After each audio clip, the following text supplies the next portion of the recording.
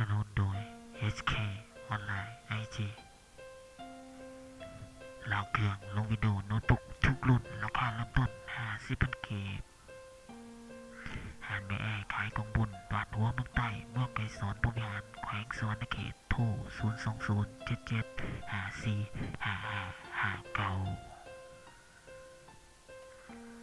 สำหรับวันนี้ข้าพเจ้าจะมาสอนสุดยอดคู่มือการนำใส่ PowerPoint 2013 ซึ่งจะมาใน3หัวข้อใหญ่ดังนี้มาเบิ่งนำกันเลยว่าจะเป็นอะไรเข้าไปที่ PowerPoint 2013 หน้าต่างมันจะเป็นประมาณนี้สำหรับแบ็คกราวด์หรือว่าผนังหนังคือทางท่านที่เห็นอยู่ปัจจุบันนี้ก็สามารถดาวน์โหลดมานำใส่ได้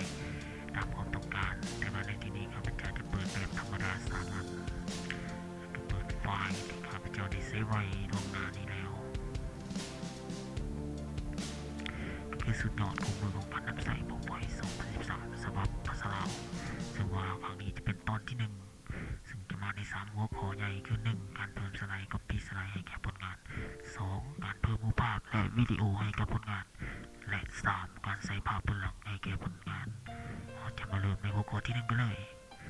ง่ายๆก็เพียงแต่คลิกขวาใส่ในสไลด์เบื้องต้นและกดเลือกที่ New Slide จะเป็นสไลด์ใหม่ออกมาการเพิ่มสไลด์ก็ได้เสร็จสิ้นไปต่อมาจะเป็นการ Copy สไลด์ง่ายๆเช่นเดียวกันคลิกใส่สไลด์ด้านมุมซ้ายมือคลิกขวา Copy แล้วก็คลิกขวาใส่สไลด์ที่2แล้วก็กด Use Destination Stream จะได้สไลด์เพิ่มขึ้นมาตามที่เรา Copy เมื่อกี้นี้ตัวนี้บ่มีผลประโยชน์ก็ตัดออกไปข้อ1ก็ถือว่าสำเร็จไปแล้วการเพิ่มสไลด์และ Copy สไลด์ให้แก่ผลงานสำหรับข้อต่อมาจะเป็นการเพิ่มรูปภาพและวิดีโอให้กับผลงานก็ง่ายๆเช่นเดียวกันพี่น้องเพียงแต่คลิกขวาใส่สไลด์ที่2เลือก New Slide ออกมาก่อน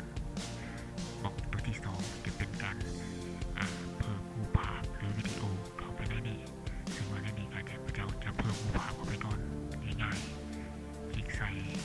ทางกลางจะเป็น Picture เลือก2ที่ว่าเอาไว้รูปภาพในที่นี้ข้าพเจ้าจะเอาไว้ในหน้าเดสก์ท็อปรูปภาพที่เลือกยกตัวอย่างนี้จะได้รูปภาพซึ่งว่าในรูปภาพเราสามารถดึงขนาดได้ตามความต้องการ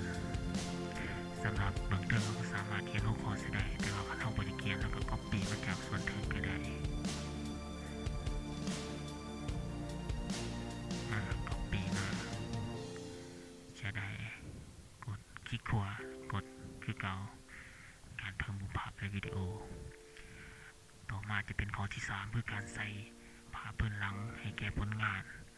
อันนี้ก็ง่ายๆเช่นเดียวกันเลือกสไลด์ได้สไลด์หนึ่งเพื่อว่าใส่ภาพพื้นหลังให้แก่ผลงาน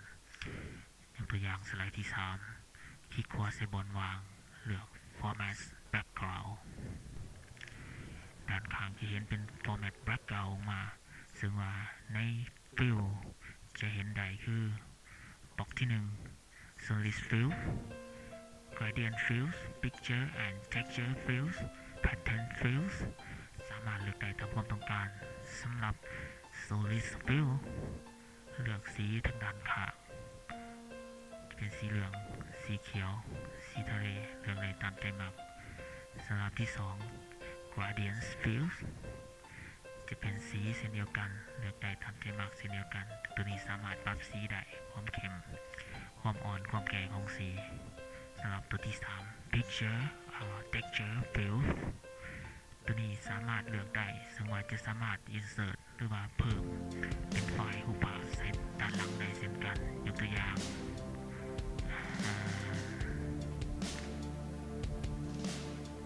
จะเอาภาพนี้มาใส่ด้านหลังเรียบร้อยสำหรับตัวสุดท้าย Pattern Fill จะเป็นการใส่ภาพบนหลังเช่นเดียวกันเลือกได้ตามใจมักของท่านในที่นี้ข้าพเจ้าจะเลือกตัวนี้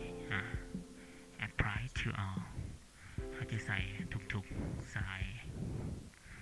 ตัวนี้มันสีพื้นของทุกสไลด์เลยมี3สไลด์สำหรับ ใน3หัวข้อก็รู้สึกว่าได้สิ้นสุดลงไปแล้วแต่ว่าก็รู้สึกว่าง่ายๆน้อยเดียวเขาคำสั่งเพียงแต่คลิกขวาแล้วก็คลิกขวาแล้วคำสั่งเล็กๆน้อยๆก็สามารถเฮ็ดได้ด้วยตัวของท่านเอง